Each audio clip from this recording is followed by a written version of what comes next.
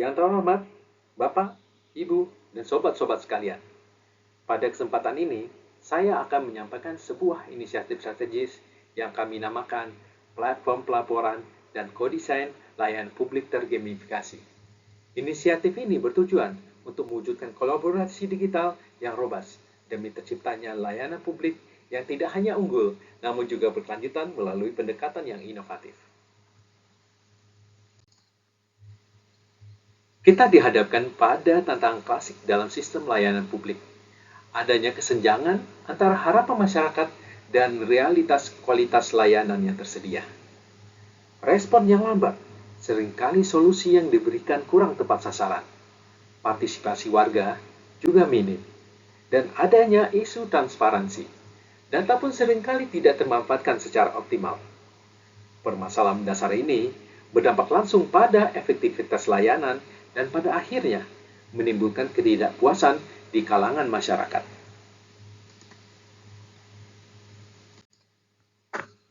Untuk menjawab tantangan tersebut, kami mengusulkan sebuah solusi komprehensif. Platform terintegrasi, lapor, validasi, usul solusi, kodesain.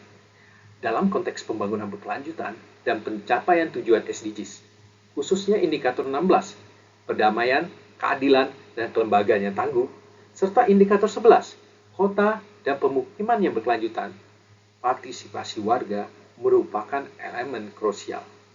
Melalui platform ini, warga dapat melaporkan masalah dengan mudah, memvalidasi laporan dari orang lain, mengusulkan solusi kreatif, dan yang paling transformatif, ikut merancang bersama kodesain perbaikan layanan publik. Platform ini kami rancang bukan hanya sekedar kanal pelaporan satu arah, namun memiliki keunggulan utama yang jauh melampaui fungsi tersebut. Platform ini unik karena melibatkan warga dalam kodesain solusi, bukan hanya sekedar melapor. Menggunakan gamifikasi cerdas untuk engagement berkelanjutan, memanfaatkan peer validation untuk kredibilitas laporan, serta didukung analisis AI untuk menghasilkan insight yang actionable. Kami menargetkan dampak nyata respon pelayanan publik yang lebih cepat, solusi layanan yang lebih efektif dan sesuai kebutuhan, rasa kepemilikan warga yang meningkat, serta transparansi dan akuntabilitas yang lebih baik.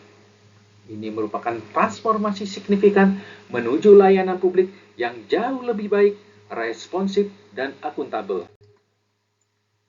Untuk mewujudkan visi dan dampak besar ini, kami menyadari perlunya perencanaan strategis yang matang dan terstruktur. Oleh karena itu, kami mengadopsi 6 framework strategi digital sebagai fondasi.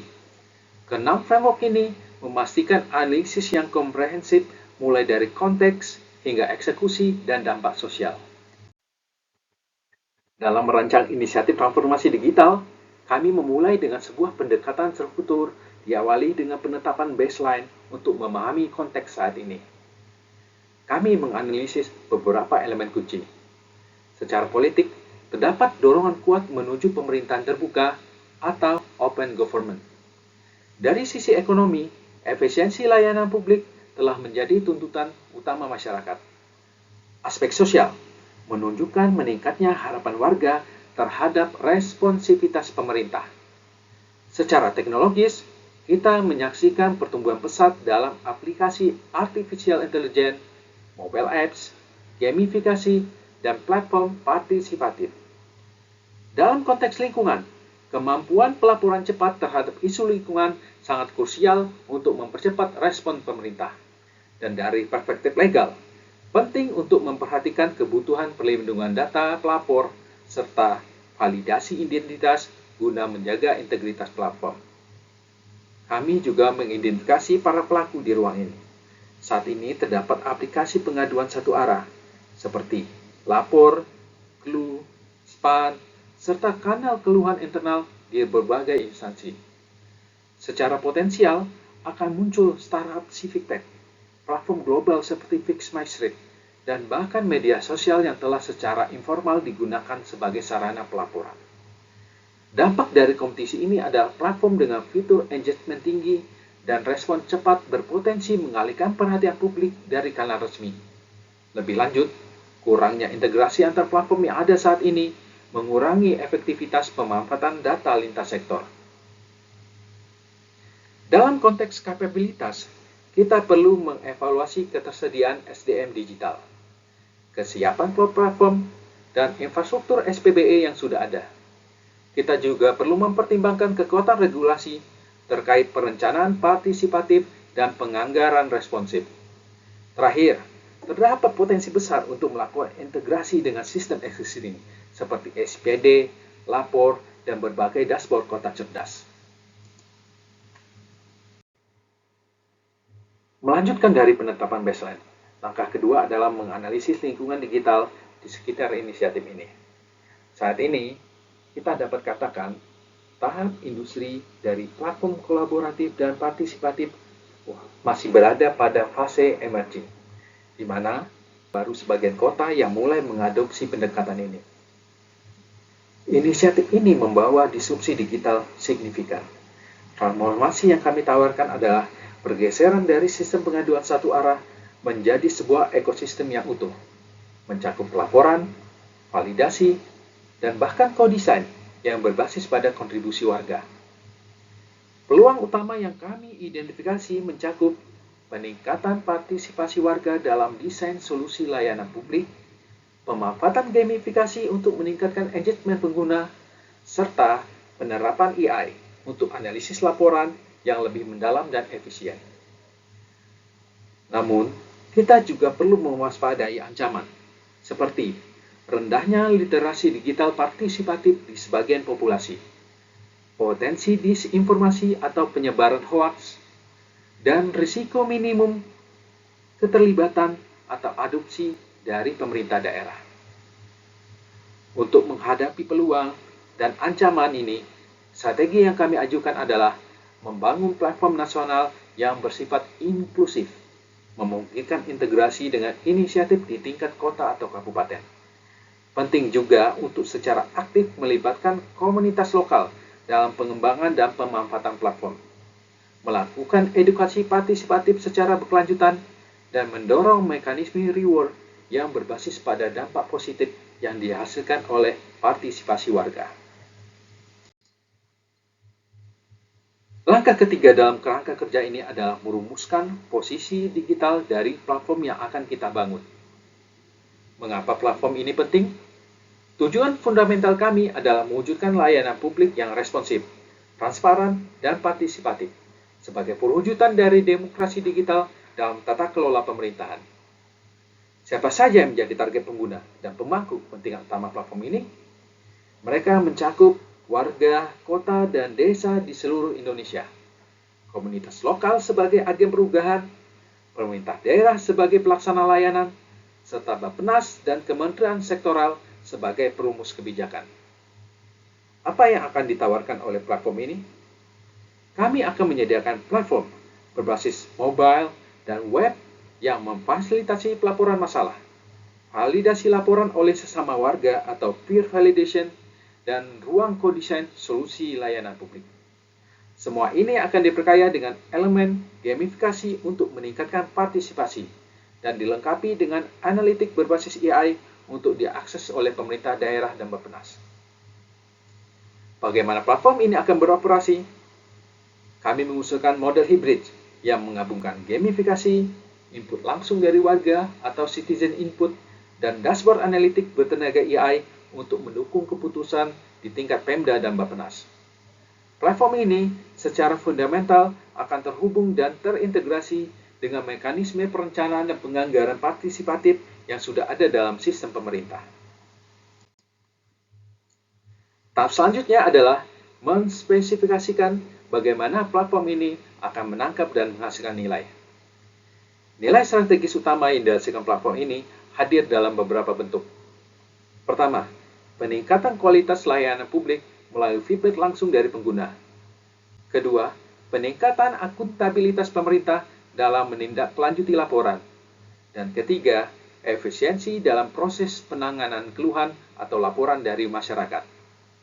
Secara fundamental, data yang terkumpul dari platform ini akan menjadi input krusial untuk perumusan kebijakan yang berbasis pada kebutuhan nyata di lapangan. Dalam membangun platform ini, kami mengadopsi pendekatan yang mengkombinasikan pengembangan internal dan eksternal. Will, kami akan membangun platform nasional ini di atas arsitektur berbasis Open API dan microservices untuk memastikan skalabilitas dan kemudahan integrasi. Untuk fitur-fitur spesifik, kami mempertimbangkan integrasi dengan teknologi pihak ketiga, seperti teknologi gamifikasi atau layanan AI untuk natural language processing dan klasifikasi laporan. Partner, kolaborasi adalah kunci. Kami akan menjalin kemitraan strategis dengan komunitas teknologi untuk pengembangan, organisasi masyarakat sipil untuk aktivasi dan edukasi warga, serta pemerintah daerah sebagai pengguna dan pelaksana utama platform. Perencanaan transformasi ini merupakan tahapan krusial. Berikut adalah strategi dan elemen perencanaan kami. Sebagai langkah awal, kami akan memfokuskan implementasi platform dalam bentuk pilot project di kota-kota besar dan daerah-daerah yang memiliki tingkat partisipasi sipil yang tinggi. Hal ini memungkinkan kami untuk menguji coba platform dalam skala terkontrol sebelum ekspansi lebih lanjut.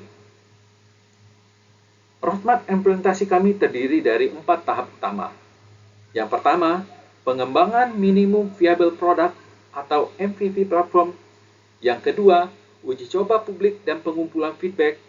Yang ketiga, integrasi dengan dashboard kebijakan di tingkat pemerintah.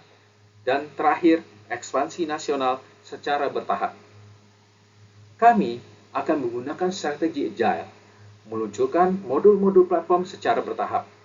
Dimulai dari modul pelaporan, dilanjutkan dengan validasi oleh sesama pengguna atau peer validation, kemudian modul co-design, dan terakhir integrasi dengan dashboard kebijakan untuk pemerintah. Untuk mendukung operasional platform, dibutuhkan infrastruktur data yang kuat, termasuk interkoneksi dengan data spasial, data statistik lokal, dan integrasi dengan sistem SPBE yang sudah ada. Ketersediaan sumber daya manusia dengan keahlian spesifik sangat penting. Kami membutuhkan analis kebijakan yang mampu menerjemahkan data laporan menjadi rekomendasi. UX Gamification Designer untuk memastikan platform menarik dan partisipatif. AI Engineer untuk pengembang fitur analitik, dan fasilitator komunitas digital untuk memobilisasi partisipasi warga. Transformasi digital bukan hanya tentang teknologi, namun juga kesiapan masyarakat dalam mengadopsinya. Tahap ini fokus pada persiapan platform di tengah masyarakat. Kita perlu secara cermat mempertimbangkan isu sosial dan etika yang mungkin muncul, potensi manipulasi laporan, bias popularitas pada laporan yang viral, dan kebutuhan mendesak akan perlindungan identitas pelapor adalah beberapa aspek yang harus diantisipasi dan dimitigasi. Para pemangku kepentingan utama yang perlu dilibatkan secara aktif mencakup Bappenas dengan peran kunci dalam perumusan kebijakan dan integrasi platform dengan target SDGs. Selain itu ada Kominfo, maksud saya Komdigi, Kemendagri, pemerintah daerah, organisasi masyarakat sipil atau CSO, dan tentunya warga sebagai pengguna utama platform. Di luar strategi pasar secara tradisional, kami juga menerapkan strategi non-pasar. Yang pertama, accommodate melalui edukasi warga mengenai pentingnya partisipasi digital dan penyusunan SOP respon yang jelas bagi pemerintah. Kedua, partnership dengan melibatkan komunitas lokal secara aktif dalam pengelolaan dan sosialisasi platform. Ketiga, pendekatan dual purpose, di mana platform ini berfungsi ganda, memberikan ruang kontrol sosial bagi warga, sekaligus meningkatkan kualitas data yang dapat digunakan untuk perencanaan pembangunan yang lebih baik. Secara spesifik, peran Bappenas akan sangat sentral. Ini mencakup penyusunan kebijakan, pemanfaatan data laporan warga, sebagai input dalam penyusunan dokumen perencanaan. Bappenas juga akan memfasilitasi pemetaan prioritas SDGs yang berbasis pada isu dan kebutuhan lokalitas yang terekam dalam platform. Yang terpenting, Bappenas akan mengawal integrasi data dan partisipasi warga yang terkumpul dalam platform ini. ke dalam mekanisme perencanaan dan penganggaran nasional yang sudah berjalan. Demikian pemaparan singkat kami mengenai platform pelaporan dan kodesain layanan publik tergamifikasi. Terima kasih atas perhatian Bapak, Ibu, dan sobat-sobat sekalian. Kami membuka ruang diskusi yang luas untuk pertanyaan dan masukan lebih lanjut. Wassalam.